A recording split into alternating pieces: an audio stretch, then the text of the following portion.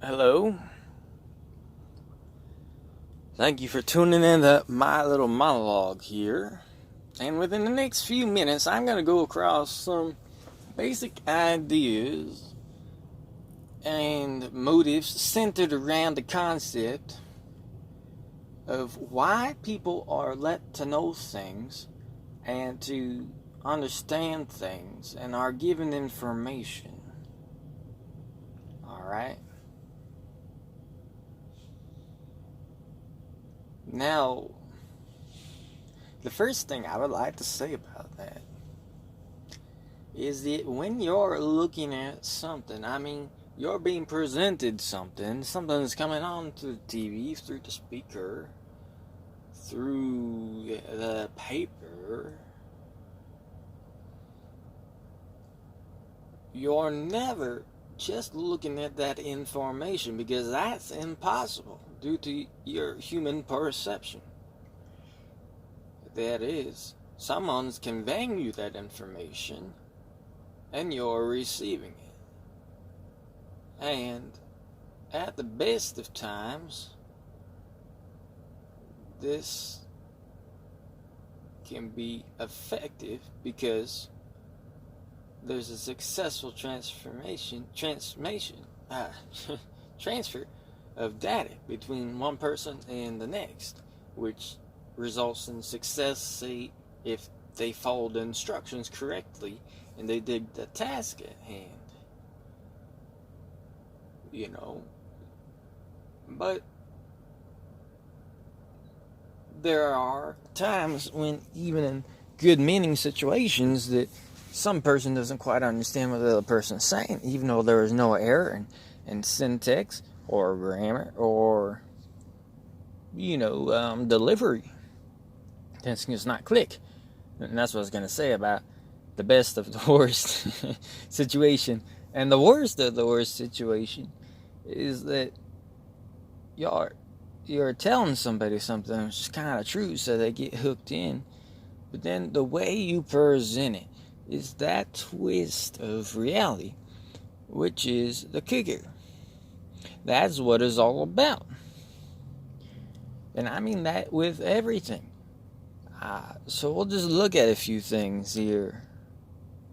Now, you've seen many ads in your life. And one thing in the advertising business is that they do not follow the money. That is, they do things counterproductive to the best business interest if they were representing their market. But they're so big and powerful that they don't really care about making money, because if someone else does something, a company starts up and do something better, well, they can just put them out of business for some other reason, because they have that type of power. They have money. They have people. If it comes down to that, they usually have lawyers and sometimes force.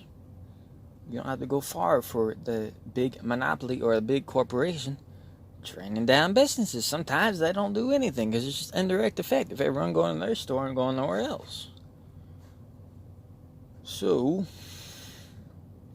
to give you a blatant example of this, what I'm talking about, the pinpoint, it's that you have all kinds of advertising where it's a black guy and a white girl. Now, despite what you see on TV, which is another example, case in point, there aren't that many interracial couples. So you have an overrepresentation of that segment of your market audience.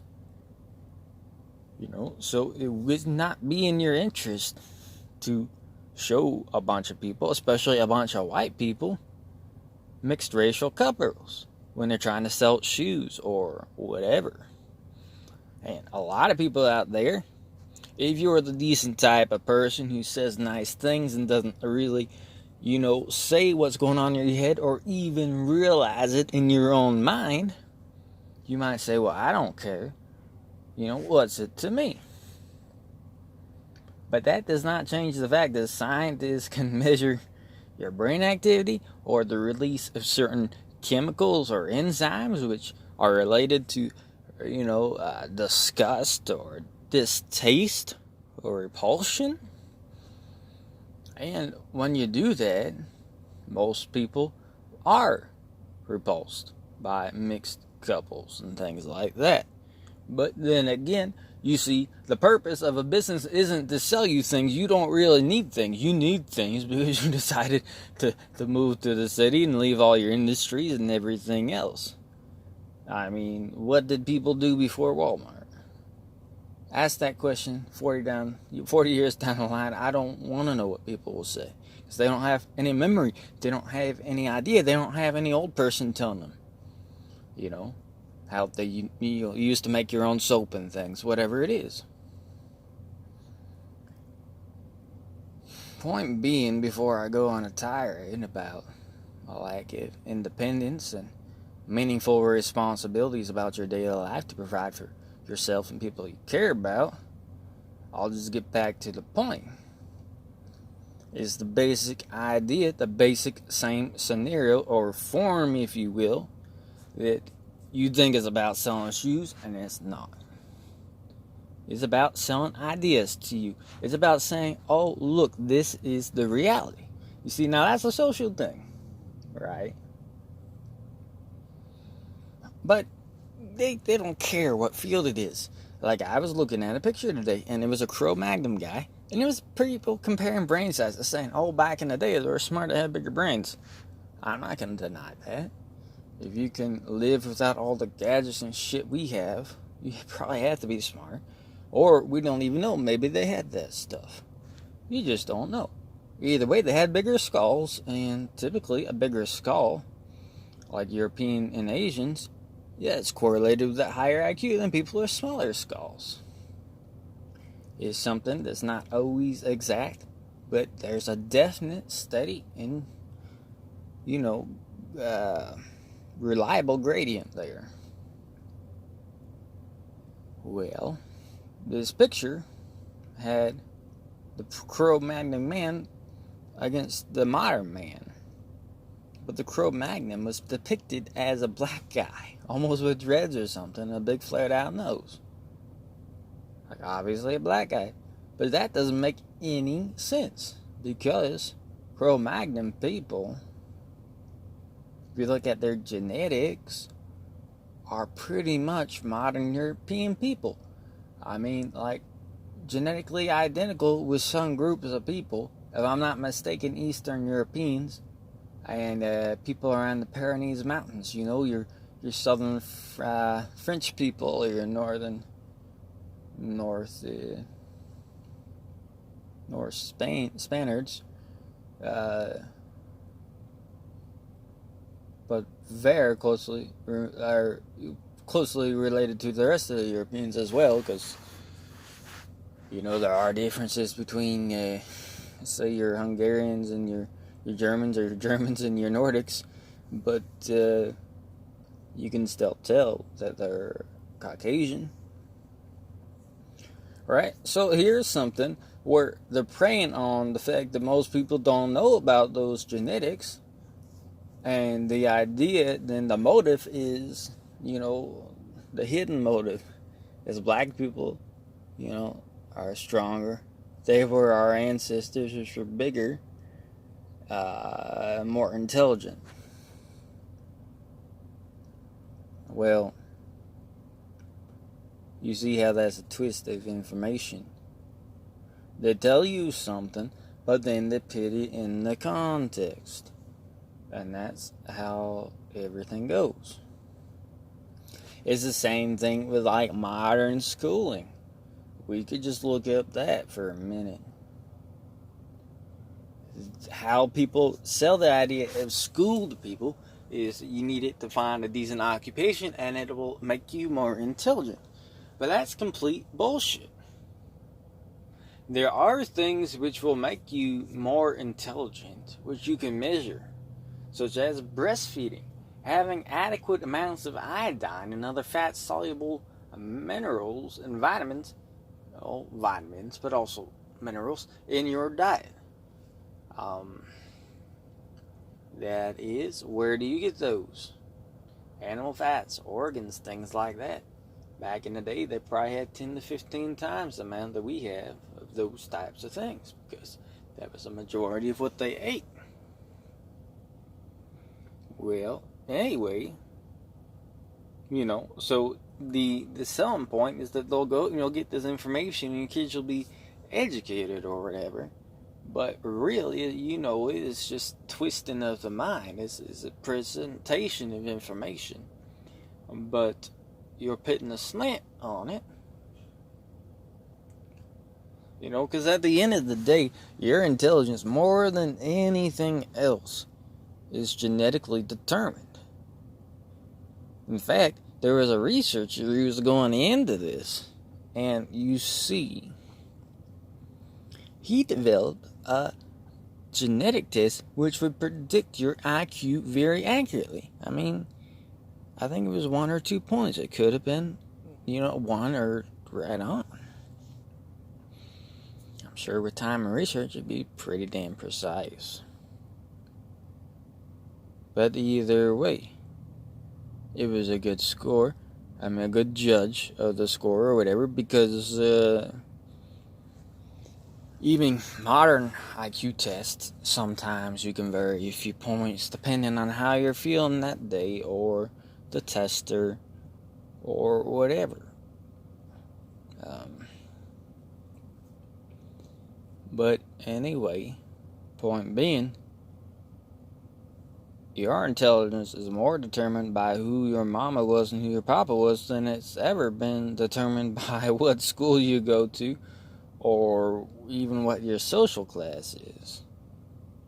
By default, because you can take poor kids who are usually less intelligent, stick them into the upper class families, but they won't get smarter. I mean, you can feed your dog grass all day, it's not become a zebra. It just don't work like that, and we forget that we're biological creatures who live in reality with bodies subject to the rules of this realm. As far as we know, you could get mystical with things, but let's just keep it there. And anyway, so it goes. The same basic form again. You have the presentation of something. But the thing that's wrecking the country when we're talking about education is the completely anti-European history agenda of the schools, combined with developing an inability to get your nose down into the dirt when you're trying to investigate a matter and see if it checks out or not. Instead, you read the story, you read the words, presentation, dialogue takes a place of investigation and reasoning, and so it goes. And it goes on.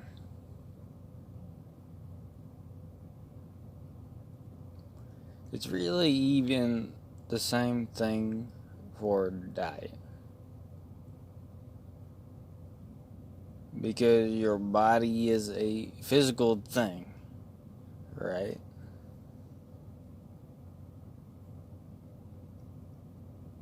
Subject to scientific methods of analysis, just like any other thing in this place. Granted, there's a soul in other things, I think, anyway. I'm sure about personally, but whatever. So, we have the image, the form. That is what is the diet is being presented to us. What is the human, but we fail to investigate. And really find out and look at the evidence and such.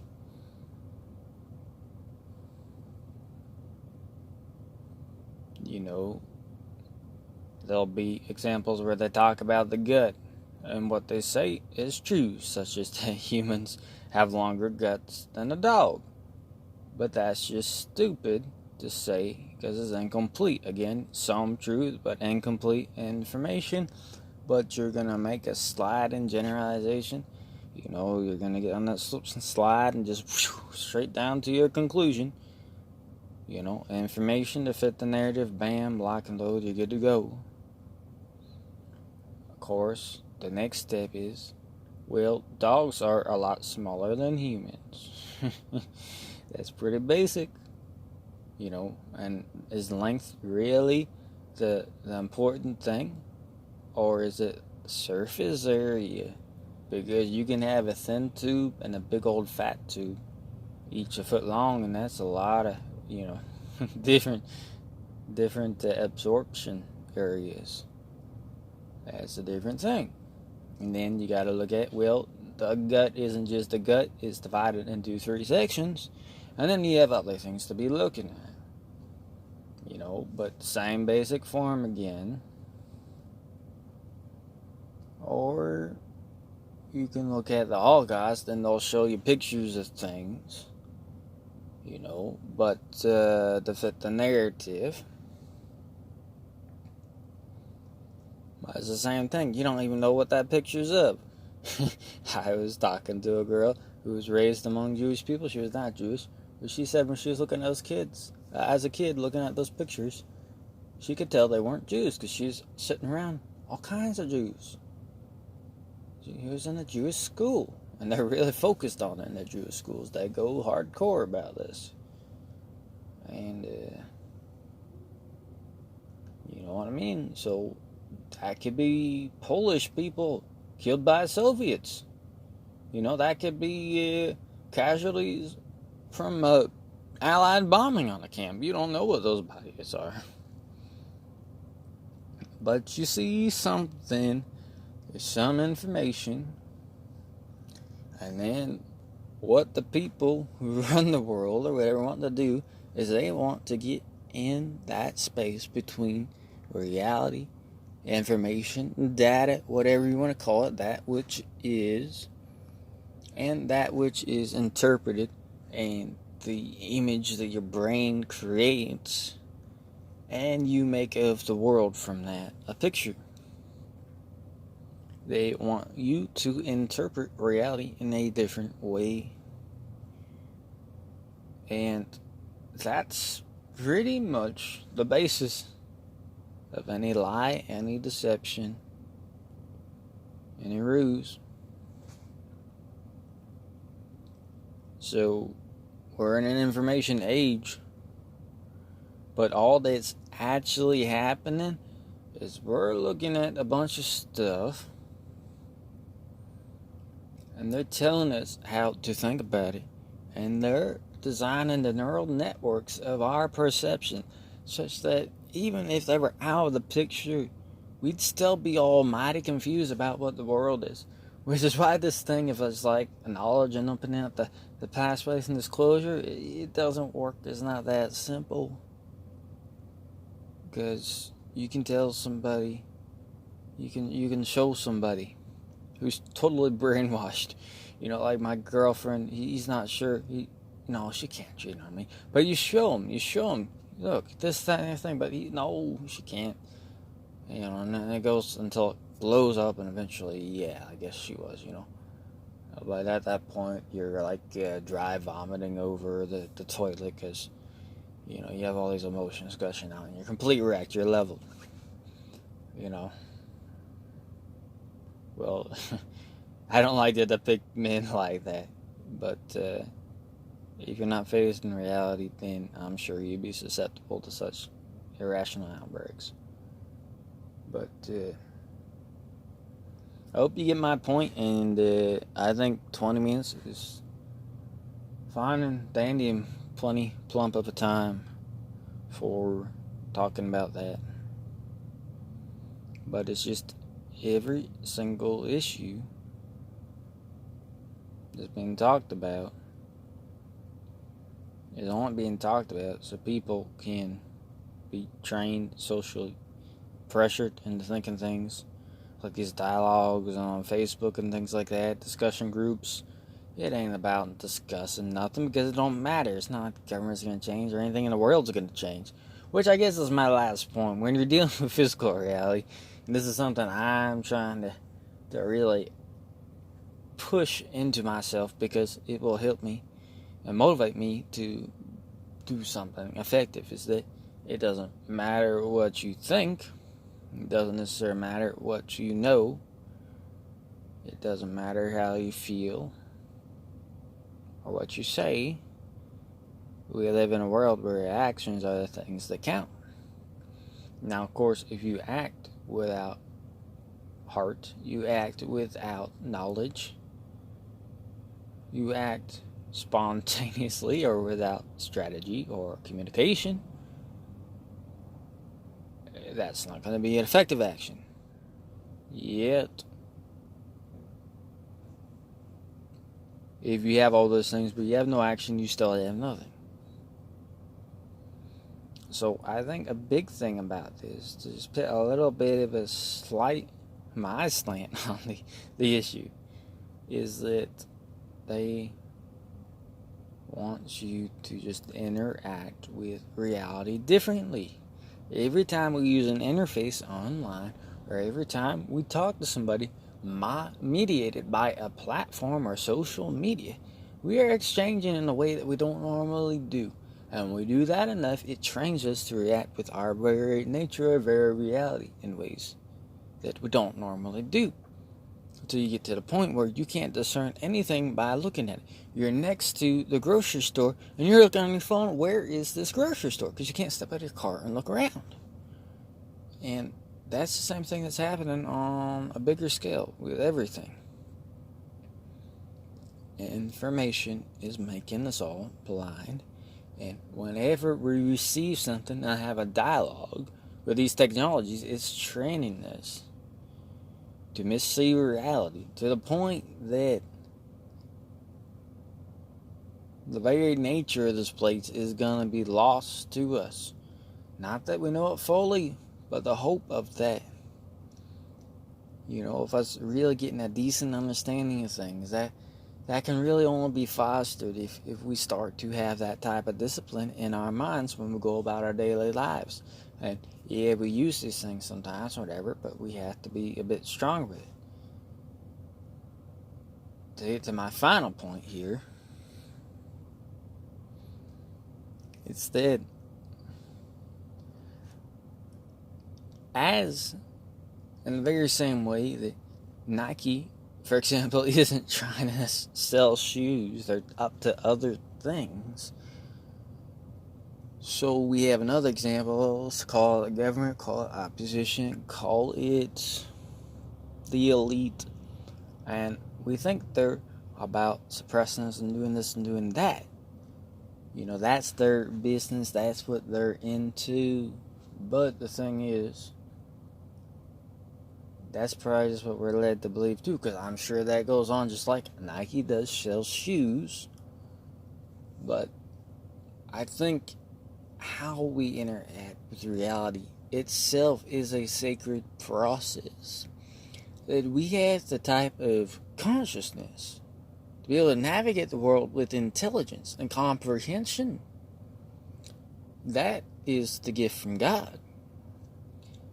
And I think these forces wish to take away that. So that we're in the form of God, but we're no longer inside of God. We lose the spark from our eyes. Light's still coming in, but there's nothing divine going on in that sphere. And I think that's the biggest twist or slant, is that our reality is being slanted because we're being taught how to interact with it differently, as we're taught to interact with people differently, with subjects differently. We don't investigate anymore. We look at the narrative, fill in the gaps. Well, that's all I had to say. Thank you, and I hope you have a good day or night or what have you. Bye.